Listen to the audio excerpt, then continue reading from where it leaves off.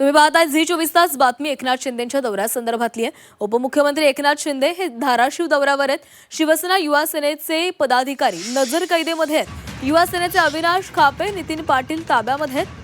शिवसेनेच्या पदाधिकाऱ्यांवरच पोलिसांनी कारवाई केलेली आहे। उपमुख्यमंत्री एकनाथ शिंदे यांच्या दौऱ्याच्या पार्श्वभूमीवर शिवसेनेचे पदाधिकारी नजरकैदेमध्ये आहेत। युवा सेनेचे राष्ट्रीय कार्यकारिणी सदस्य अविनाश खापे आणि जिल्हा परिषदेचे पराभूत उमेदवार नितीन पाटील यांना पोलिसांनी ताब्यामध्ये घेतले। शिरढोण पोलिसांची कारवाई ही आहे। सकाळी दोघांनाही पोलिसांनी ताब्यामध्ये घेतले।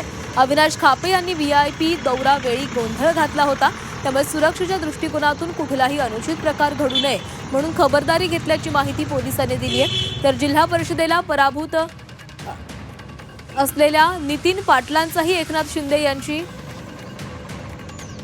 नितीन पाटील हे देखील एकनाथ शिंदे यांची भेट घेणार असल्याचा व्हिडिओ व्हायरल झाला होता। त्यामुळे खबरदारी घेण्यात आली आहे।